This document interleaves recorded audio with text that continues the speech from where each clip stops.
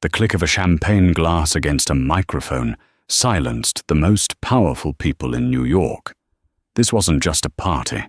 It was an execution. Arthur Hawksworth, a man who owned the skyline, was about to celebrate his 10th anniversary by having his wife, Eleanor, arrested in front of everyone. He had the faked evidence, the motive, and the police on call. He believed he had planned the perfect betrayal, a masterstroke of corporate and personal warfare. But he made one critical mistake. He forgot who he was married to. And as the private elevator doors opened, the man who stepped out wasn't the local Captain Arthur had on his payroll, and the steel cuffs he was holding weren't meant for her. The penthouse at 157 was a monument to altitude and arrogance. 90 floors above the rain-slicked streets of Manhattan, the party for Arthur and Eleanor Hawksworth's 10th anniversary was in full, blinding swing. The guest list was a tactical roster of New York's elite, senators who owed him favors, tech bros who feared his buyouts, and old money matriarchs whose foundations he funded. They drank his vintage Paul Roger, nibbled on truffle-dusted canapes, and stared through the floor-to-ceiling windows at Central Park, a dark, rectangular void, so far below it looked like a mapping error. Arthur Hawksworth, the man of the hour, watched the room not as a host, but as a general reviewing his troops. At 55, he was a specimen of brutalist architecture, all sharp angles, cold marble, and imposing force. His tuxedo was bespoke from Savile Row, his watch a Patek Philippe Grandmaster chime, a piece so expensive it was whispered to be a rounding error in his company's quarterly earnings. He smiled, a thin reptilian action that never reached his eyes. Tonight was the culmination of 6 months of meticulous planning. Tonight, he would finally be free. He spotted his wife, Eleanor, across the room. She was, as always, flawless. She wore a custom Oscar de la Renta gown in a deep emerald velvet that matched her eyes. Diamonds glittered at her throat, the famous Hawksworth tear, a 50-carat monstrosity he'd given her for their 5th anniversary. She was the perfect accessory, the ideal corporate spouse. She spoke fluent French to the Swiss banker, discussed 19th-century art with the curator from the Met, and charmed a hostile journalist from the Wall Street Journal, all with a grace that Arthur found both useful and, recently, deeply irritating. For 10 years, Eleanor Vance Hawksworth had been his greatest acquisition. He'd found her working as a junior curator at Sotheby's, sharp, beautiful, and from a good but poor Boston family. He had been a predator, and she had been the perfect, pristine prize. He had molded her, dressed her, and placed her in this penthouse to manage his social life, and she had performed her duties perfectly. Too perfectly. In the last year, she had started asking questions, innocent at first, queries about household accounts, then about the foundation they ran, then, alarmingly, about a specific shell corporation in the Cayman Islands. He had shut her down, coldly and immediately. But the seed of distrust was planted when his CFO, Julian Thorne, had approached him 3 months ago with concerns about Eleanor's digital footprint, logins to private servers, inquiries into offshore accounts. Arthur's irritation had crystallized into a cold, calculated fury. She wasn't just curious, she was digging. She was a threat. So, he and Julian had crafted a new narrative. It was brilliant in its simplicity. They would let her discover a trail. But it would be a false one. They would create a parallel set of books, a digital breadcrumb trail that showed Eleanor siphoning millions from Hawksworth Global into a secret account. An account, of course, that Julian had opened in her name using a forged digital passport. It was a masterpiece of a frame-up. He would expose her tonight, at the peak of their social calendar, as a common thief. He would have her arrested in her designer gown, humiliated, and neutralized. The divorce would be swift. The prenuptial agreement, which contained a harsh infidelity and criminality clause, would be activated. She would leave with nothing but the clothes on her back, assuming the police even let her keep the diamonds. He drifted through the crowd, accepting congratulations. 10 years, an eternity, Arthur, Senator Morrison boomed, clapping him on the back. It feels like a lifetime, Arthur replied, his eyes finding Eleanor's. He moved toward her, sliding an arm around her waist. The velvet was soft, but she was rigid beneath it. Her smile for him was bright, brittle, and terrifying. You look breathtaking, my love, he murmured, his lips close to her ear, the scent of her Chanel No. 5 filling his lungs. A true work of art. Thank you, Arthur, she replied, her voice smooth as silk. You are certainly in a celebratory mood. Oh, absolutely, he whispered, his thumb brushing her hip bone. I've been looking forward to this night for months. It's a milestone, after all. The end of an era. Her smile didn't waver, but her eyes, those brilliant green eyes, met his in the reflection of the window. You have no idea, darling, she whispered back. Arthur chuckled, believing it was a romantic overture. He kissed her cheek, a dry, proprietary gesture.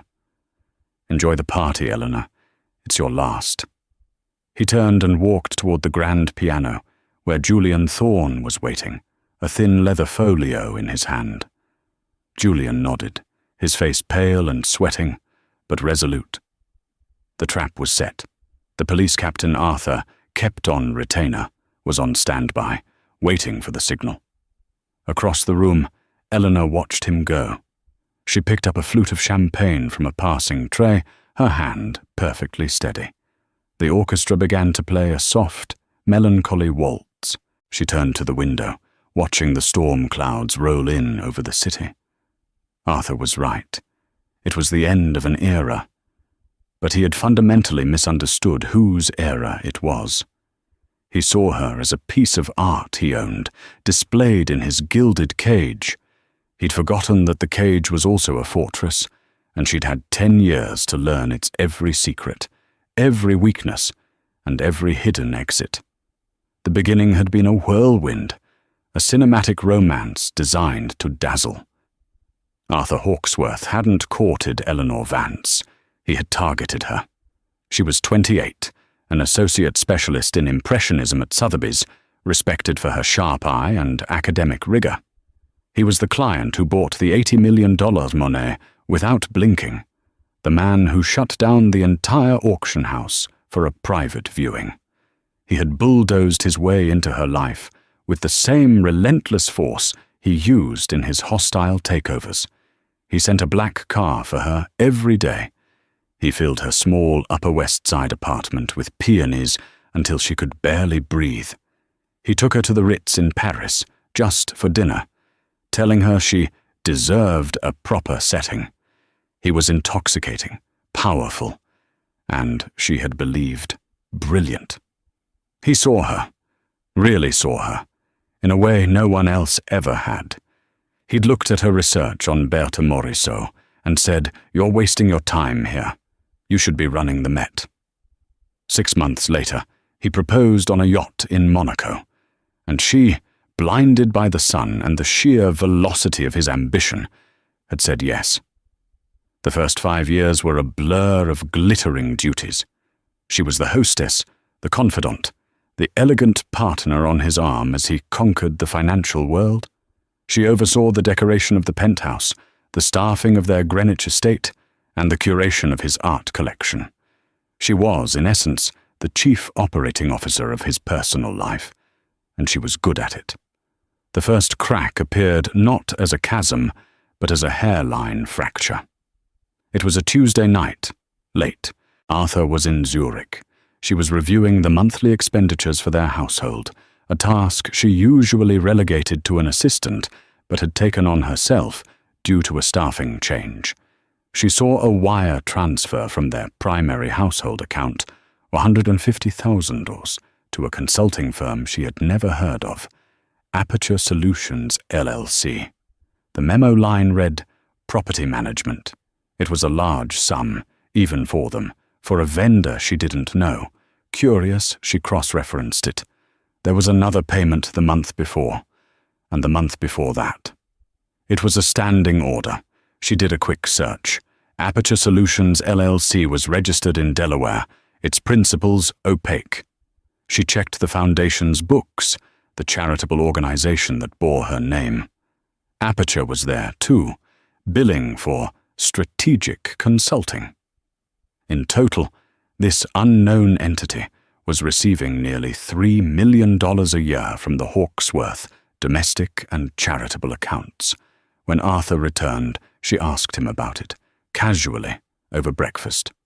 "Arthur, darling, I was reviewing the accounts. Who is Aperture Solutions? Their fees seem rather high." His reaction was not what she expected.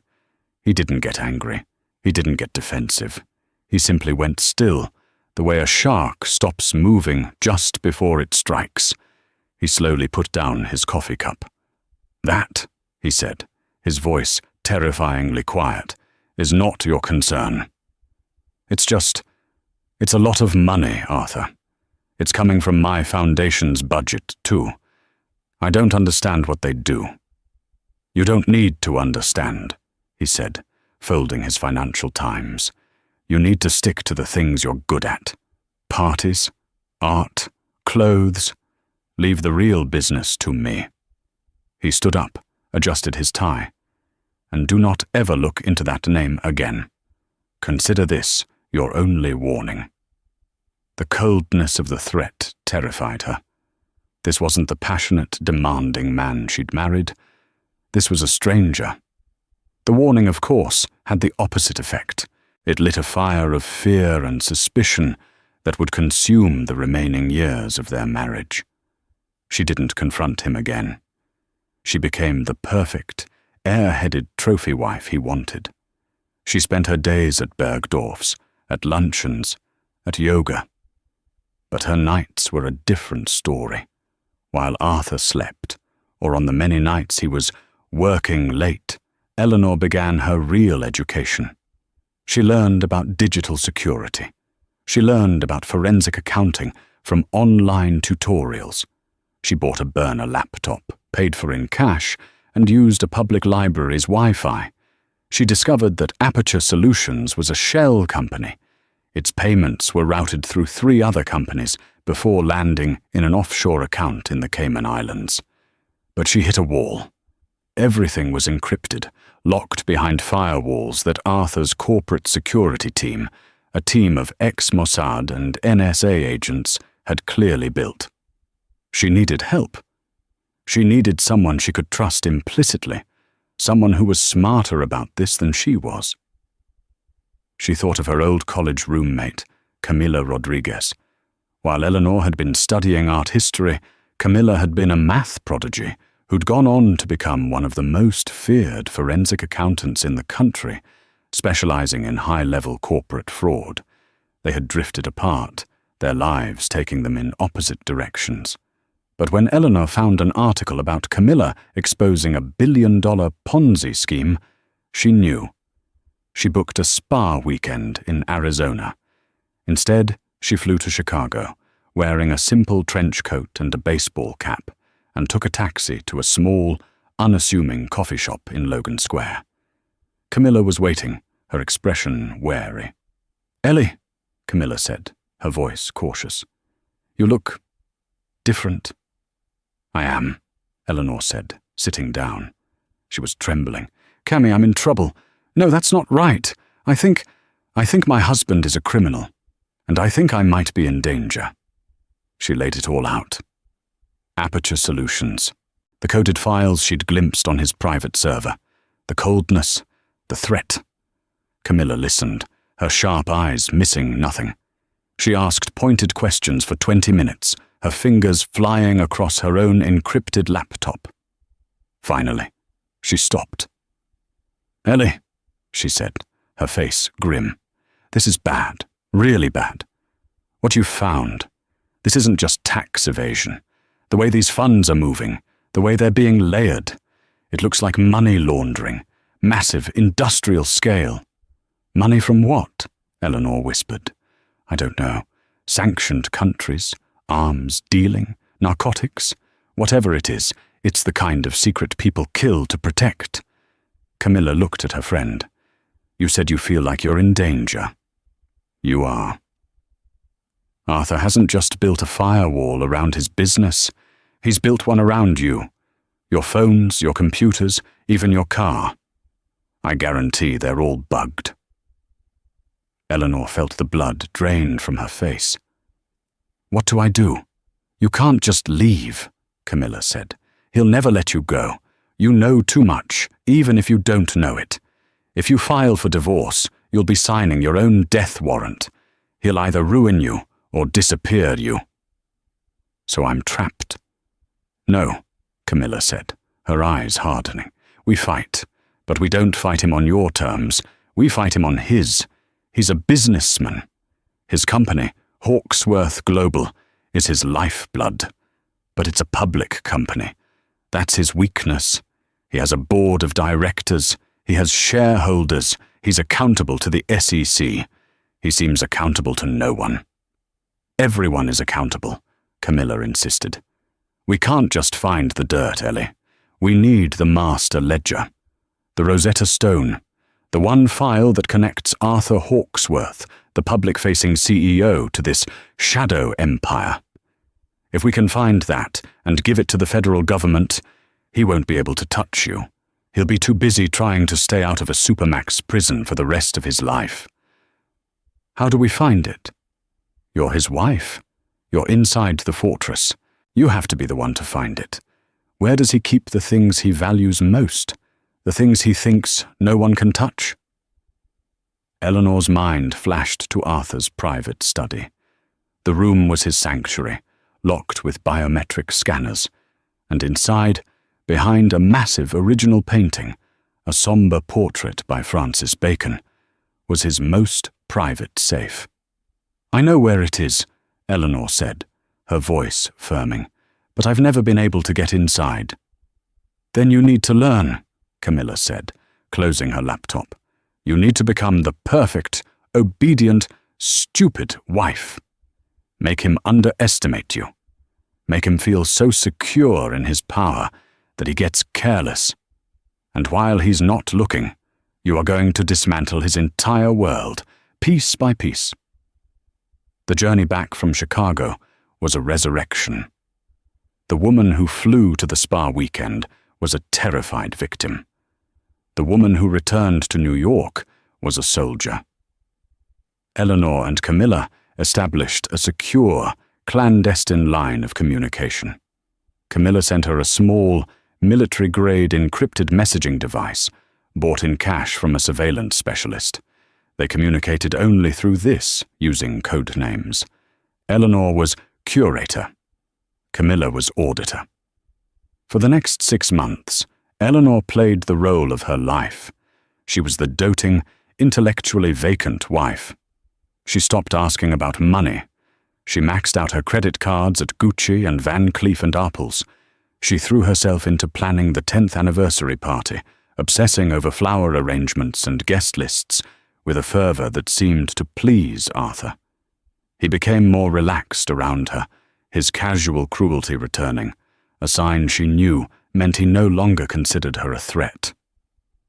It's working, auditor, Eleanor typed one night, hidden in the steam of her marble bathroom. He's treating me like a poodle again. Curator. Stay focused. Camilla's reply was instant. His arrogance is your cover. He's careless. I need you to find a way into his study. I need that ledger. Without it, all we have is circumstantial evidence. The study was Arthur's sanctum. Fingerprint scanner and a retinal scanner. Eleanor had an idea. It was grotesque, but necessary. One night, after Arthur had too much scotch and passed out in their bed, she performed the delicate, disgusting task. She lifted his heavy, sleeping hand and pressed his index finger against a block of ballistic gelatin she had hidden. The print was messy. She did it again. And again. It took an hour to get a clean, deep impression she could use to create a silicone duplicate. The retinal scanner was harder. She eventually solved it by feigning a romantic impulse, taking a high-resolution close-up of his eye with a new macro lens for her Leica camera, claiming she wanted to capture the color. He was flattered by the inane gesture. She sent the image file to Camilla, who had a contact who could, for a price, create a contact lens that would spoof the scanner. While she gathered her spycraft tools, Camilla was working on the other end. She had identified Julian Thorne, Arthur's sycophantic CFO, as the likely second-in-command of the criminal enterprise. "Thorne is the bookkeeper," Camilla messaged. "He's the one moving the money. But he's weak. He's not just loyal. He's scared of Arthur. That's a vulnerability. But there's something else. A new pattern." A week later, the message from Camilla was chilling. "Ellie, I need to see you, in person, now." They met again, this time at a remote rest stop on the New Jersey Turnpike. Camilla looked like she hadn't slept in days. "They're setting you up, Eleanor," Camilla said. "No preamble." "I got inside their servers. Not the main ones, but the back-channel communication between Arthur and Thorne." "What are you talking about?" "Arthur knows you were digging. He doesn't know what you found, but he knows you were curious. And he's decided to eliminate the problem." Camilla turned her laptop around. The screen was filled with code, but also emails and spreadsheets. "He and Thorne are building a case against you. They've created a parallel set of books, a fake trail. They've opened an account in the Caymans under a digital forgery of your passport. They've been siphoning millions into it, making it look like you've been embezzling from Hawksworth Global for the past 2 years. Eleanor felt the air leave her lungs. He's framing me." "It's worse than that," Camilla said grimly. "The 10th anniversary party. It's not a celebration. It's your execution. He's planning to expose you in front of everyone.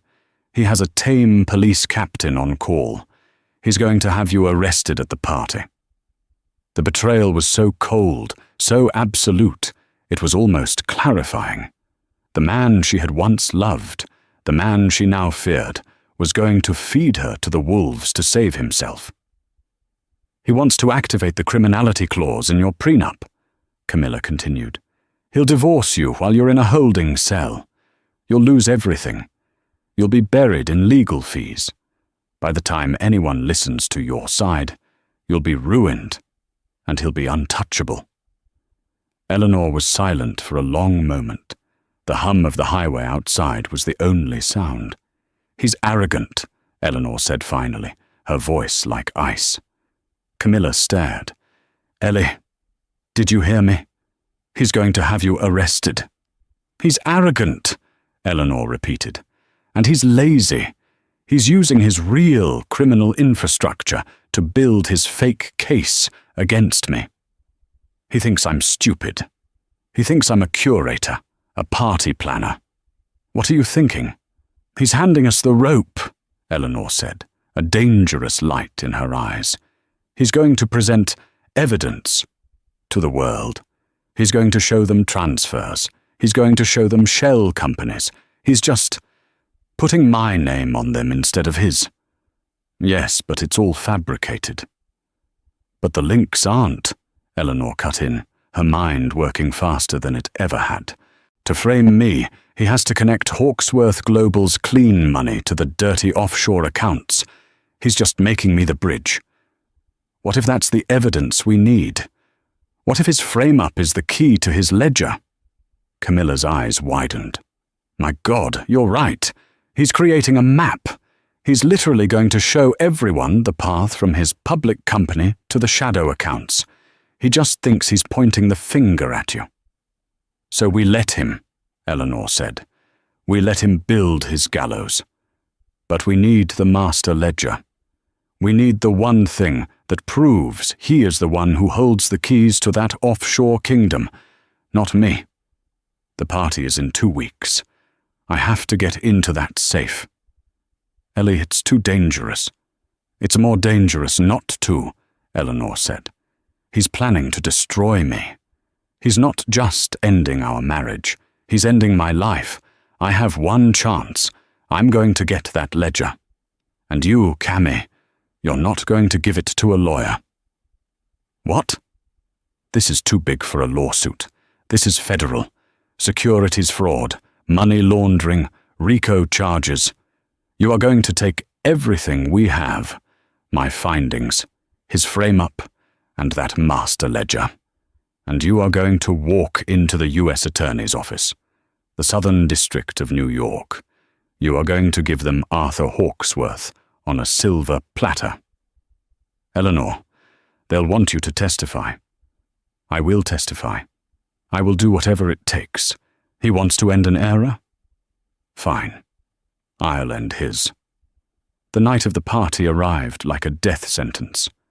Eleanor moved through the preparations in a state of heightened, icy calm. She approved the placement of a towering vase of white orchids.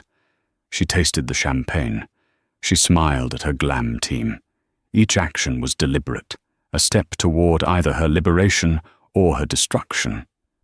Beneath the emerald velvet of her gown, strapped to her thigh, was a small, high-tech kit Camilla had provided: the silicone fingerprint, the specialized contact lens for the retinal scanner, and a compact hard drive cloner.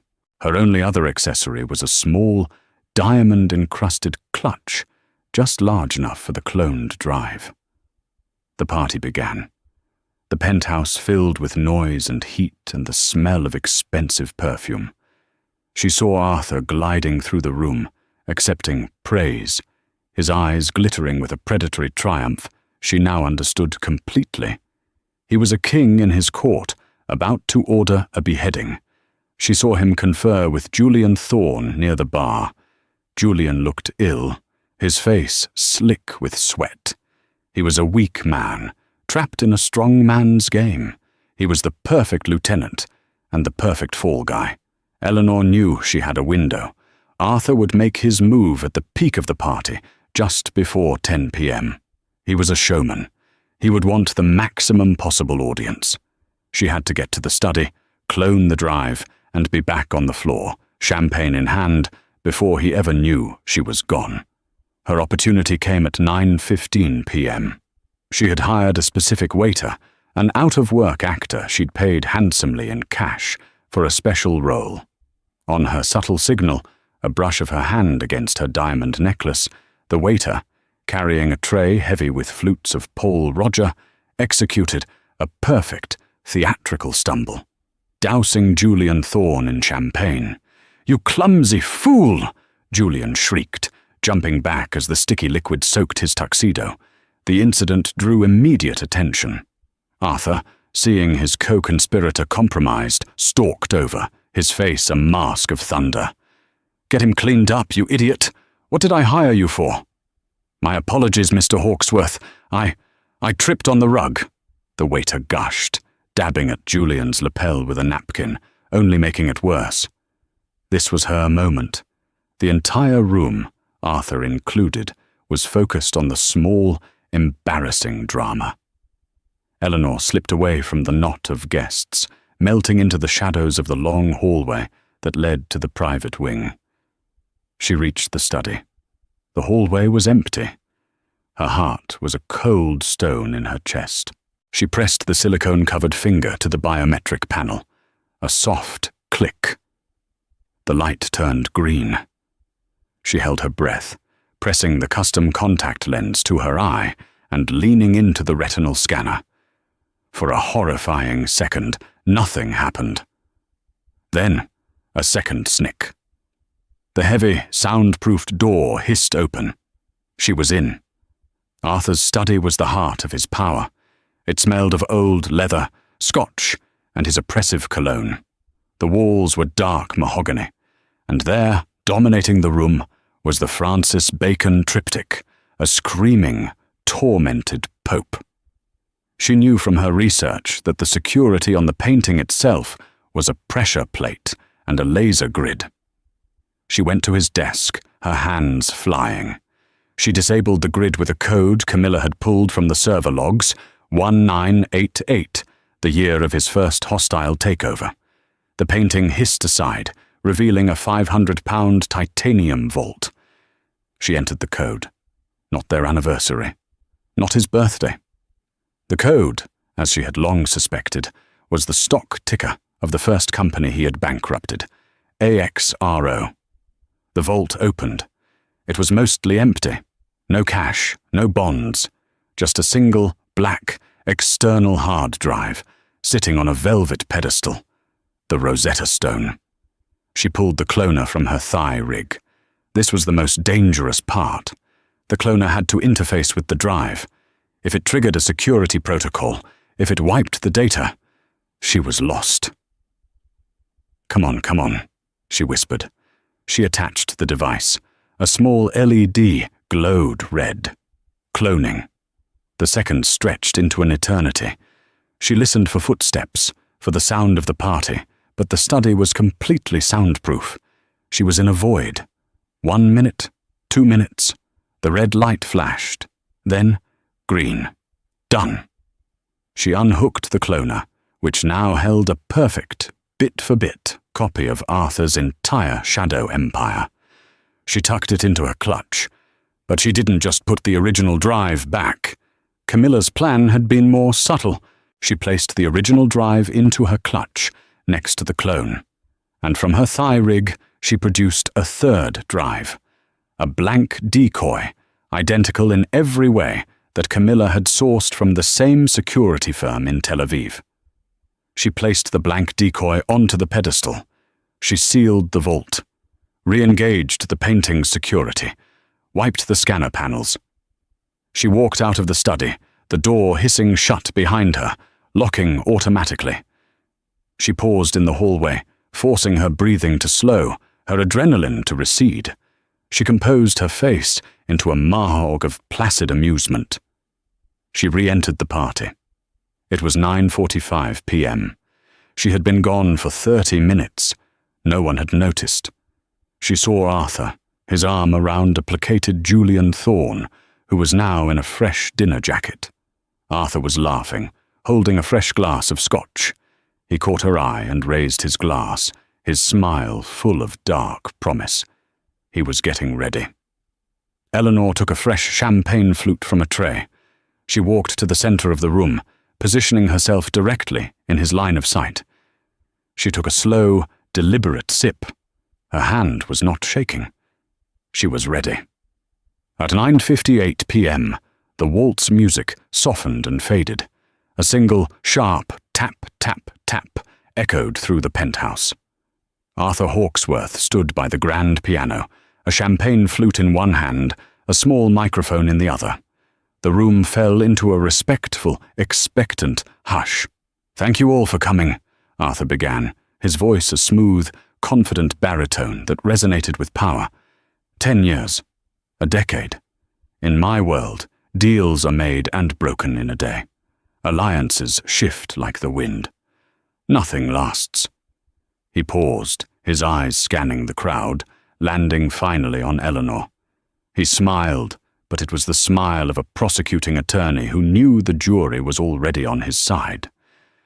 "Nothing," he repeated, "except loyalty, honor, trust. These are the currencies that really matter.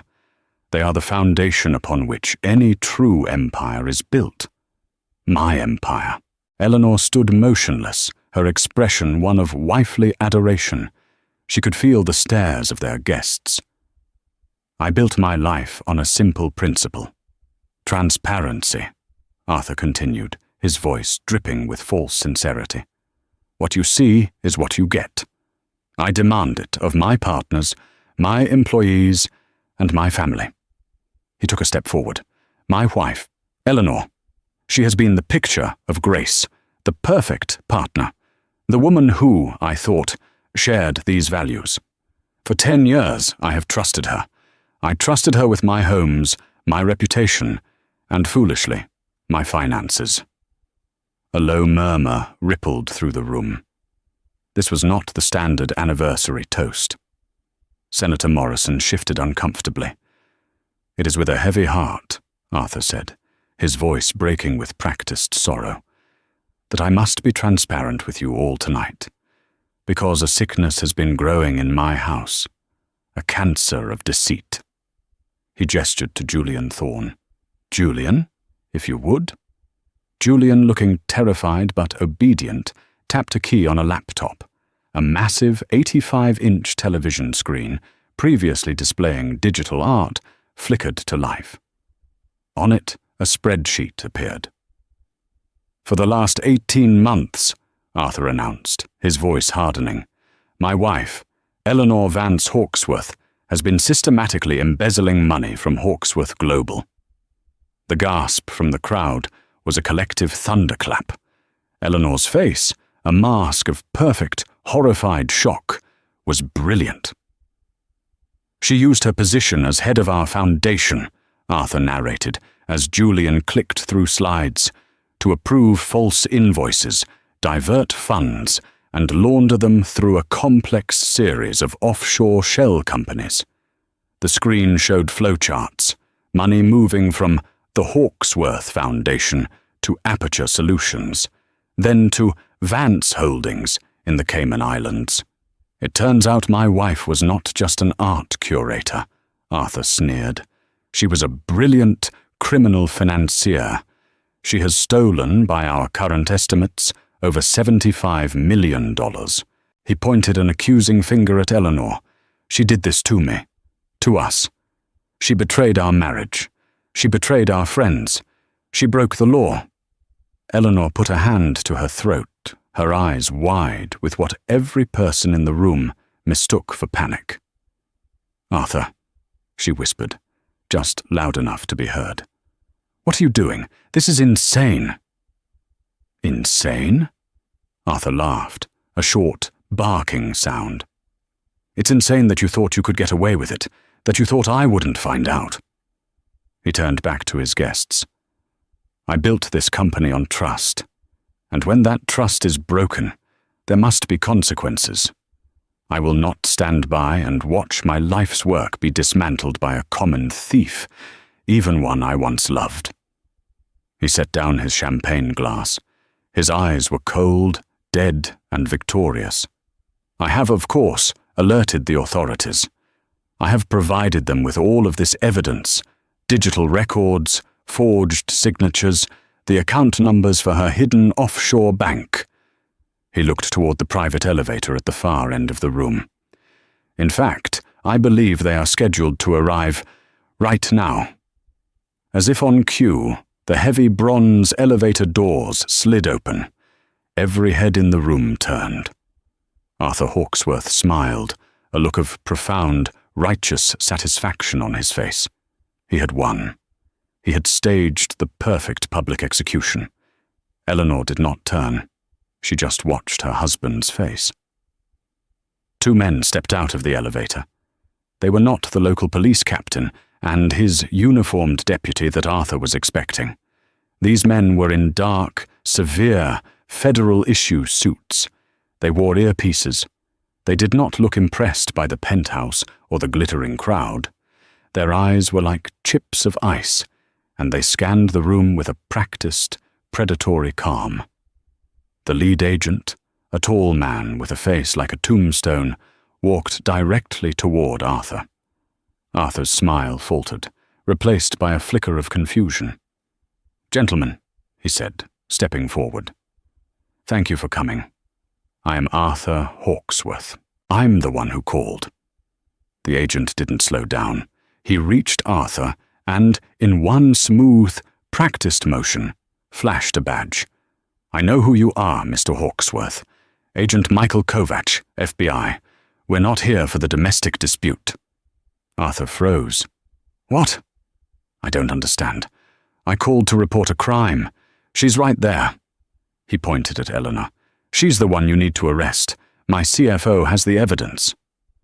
Agent Kovacs didn't even look at Eleanor. His eyes were locked on Arthur. "Oh, we know all about the evidence, sir. We've been monitoring your CFO's servers for the last 2 weeks, ever since we received an anonymous tip from a credible source." Julian Thorne made a small, strangled sound and looked like he was about to faint. "You're monitoring my servers," Arthur sputtered, his arrogance turning to rage. "That's illegal." "Not with a federal warrant, it isn't," Kovacs said flatly. "And certainly not when those servers are being used to facilitate a multi-billion-dollar money laundering operation." The blood drained from Arthur's face. I don't know what you're talking about." "Let me refresh your memory," Kovacs said. "Aperture Solutions, Vance Holdings, all those shell companies you just displayed on that screen. We are very, very interested in them. We've been trying to link your public company, Hawksworth Global, to that shadow network for 3 years. We had the pieces, but not the bridge. We were missing the ledger that connected it all." Kovacs smiled, a thin, cold expression. "And then tonight, you, in all your wisdom, decided to put it all up on a big screen for us. You just provided the nexus we were missing. You just confessed, in front of 90 witnesses, that you are the one with access to those accounts. You've spent the last 6 months creating a perfect, undeniable trail of evidence linking you to the crime." "No," Arthur shouted. "It's her. I was framing her. I mean, she framed me." The room was utterly silent. The Freudian slip hung in the air, damning and absolute. Kovacs nodded slowly. "We figured as much. You were building a case against your wife to cover your own tracks. But you got sloppy.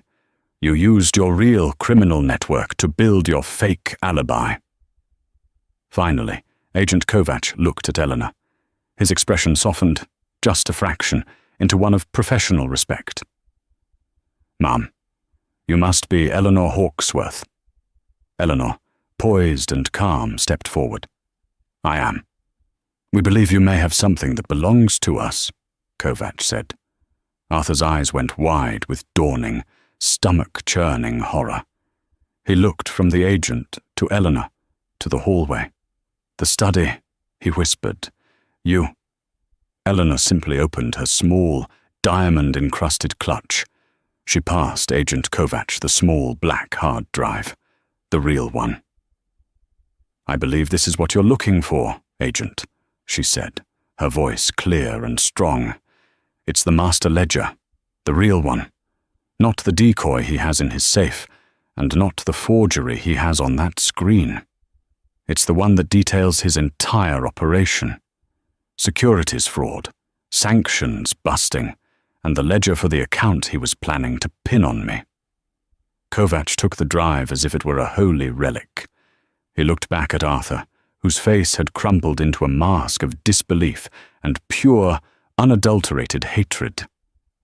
"Arthur Hawksworth," Agent Kovacs said, his voice booming in the quiet room. "You are under arrest for securities fraud, conspiracy to commit money laundering, and violations of the RICO Act." The 2 syllables, R.I.CO., landed like bombs in the opulent penthouse. The guests, who had been frozen in a state of gossipy shock, now recoiled as if a physical blast wave had hit them. This wasn't a messy, tabloid-worthy divorce. This was the end of an empire. "You can't do this," Arthur roared, his carefully constructed mask of civility shattering into 1,000 pieces. He lunged, not at the agent, but at Eleanor. You did this, you scheming worthless." He never finished the sentence. Agent Kovacs' partner, a younger, faster man, moved with brutal efficiency, intercepting Arthur's lunge and spinning him around, slamming him face first against the grand piano. The discordant clang of keys echoed the total chaos of the moment. "You have the right to remain silent," the agent shouted, yanking Arthur's arms behind his back with painful force. Get your hands off me!" Arthur screamed, his voice muffled against the polished wood.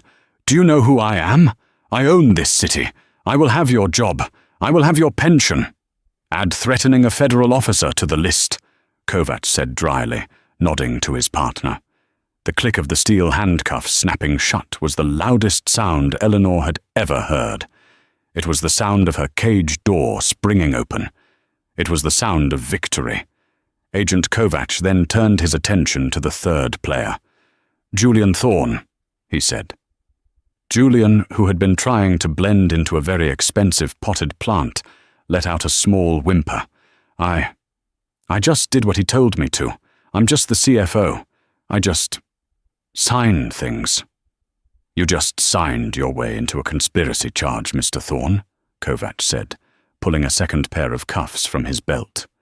"You facilitated the fraud, and you actively participated in framing an innocent civilian to cover it up. You're coming with us." Julian began to weep openly, his whole body shaking as the second agent cuffed him. "I'll testify. I'll tell you everything. He made me do it. He made me."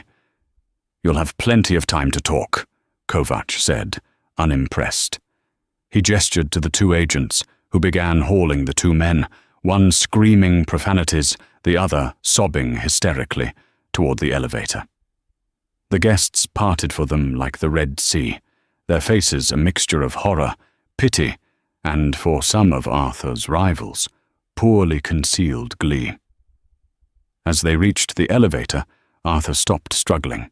He twisted his head, his face purple with rage, his eyes finding Eleanor. She stood alone in the center of the room, poised, watching him. "You won't get away with this, Eleanor." He spat, the words heavy with venom. "You think you've won? You think you're safe? I will destroy you from prison. You will have nothing. You are nothing without me." Eleanor met his gaze.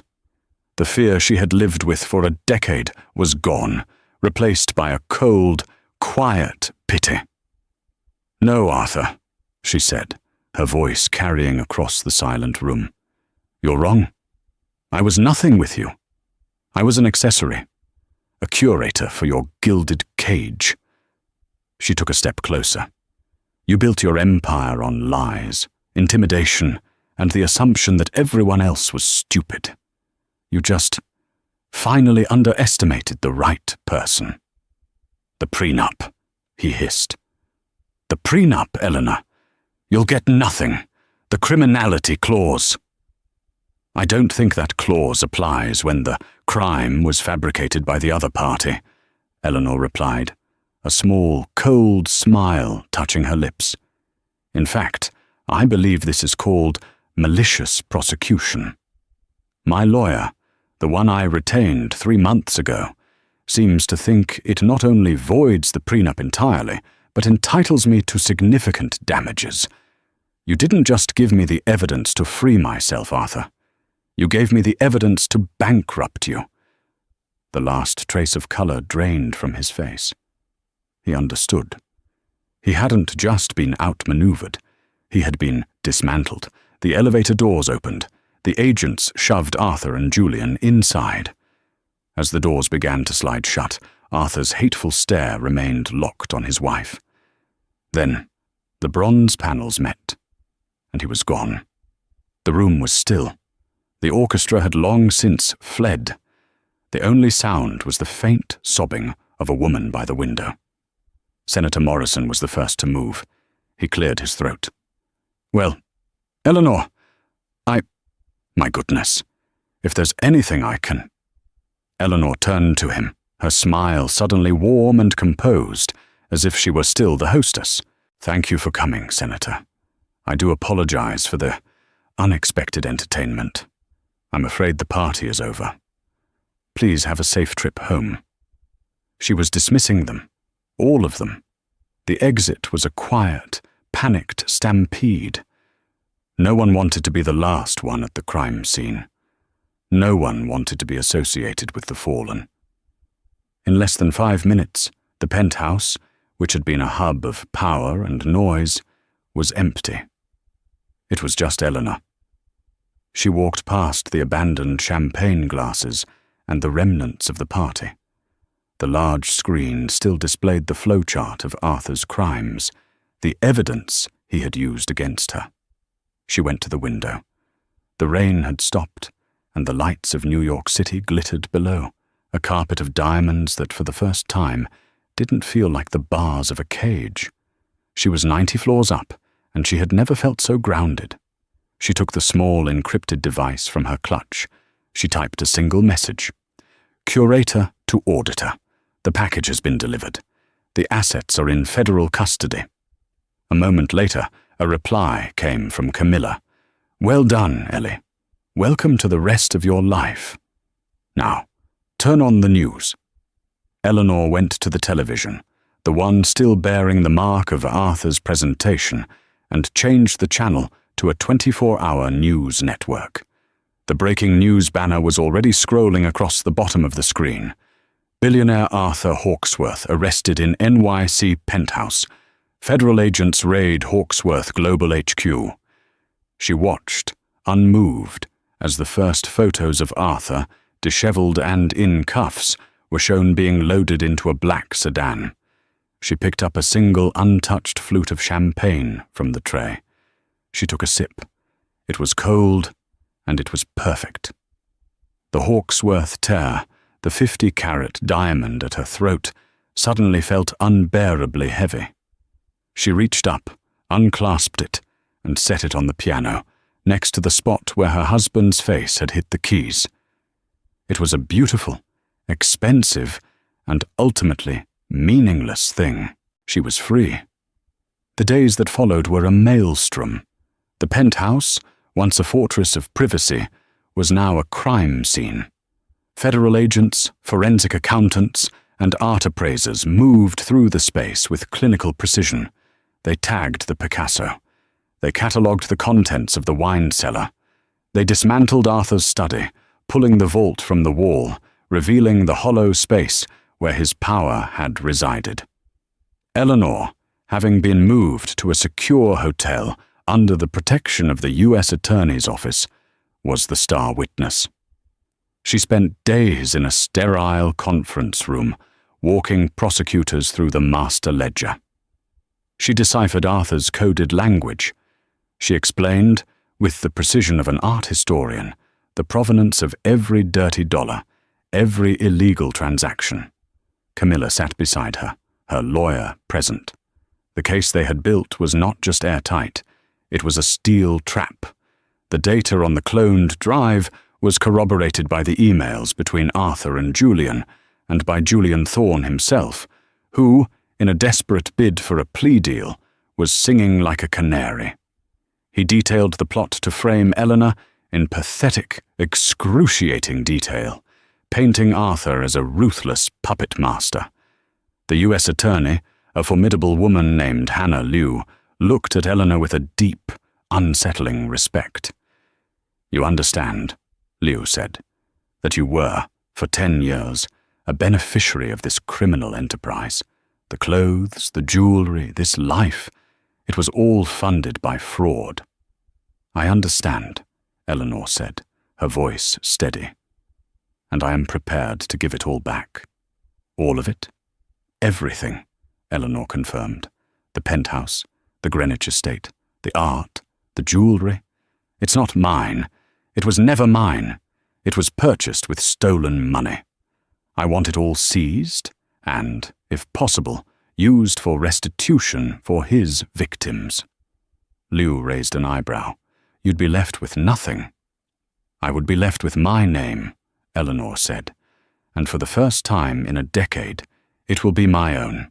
The trial, when it finally came, was a media circus. It was the billionaire's betrayal. Arthur, having hired a defense team that cost more than the GDP of a small country, looked gaunt and furious. His strategy was simple: to paint Eleanor as a vindictive, gold-digging liar. He was the victim, the alpha who had been tricked by a beautiful, cunning woman. It fell apart the moment Eleanor took the stand. She was not the emotional, scorned wife the defense had hoped for. She was cold, precise, and utterly credible. She wore a simple, navy blue suit, her hair pulled back. She had no jewelry. She looked like a professor, not a socialite. "Mrs. Hawksworth," Arthur's lawyer began, pacing. "Isn't it true you were furious your husband was planning to divorce you?" "I was not aware he was planning to divorce me," Eleanor replied. "I was, however, aware he was planning to have me falsely arrested and imprisoned. It's why I'm here today." "You claim you found this ledger? Isn't it more likely you created it? That you, with your friend Ms. Rodriguez, fabricated this entire story to steal his fortune?"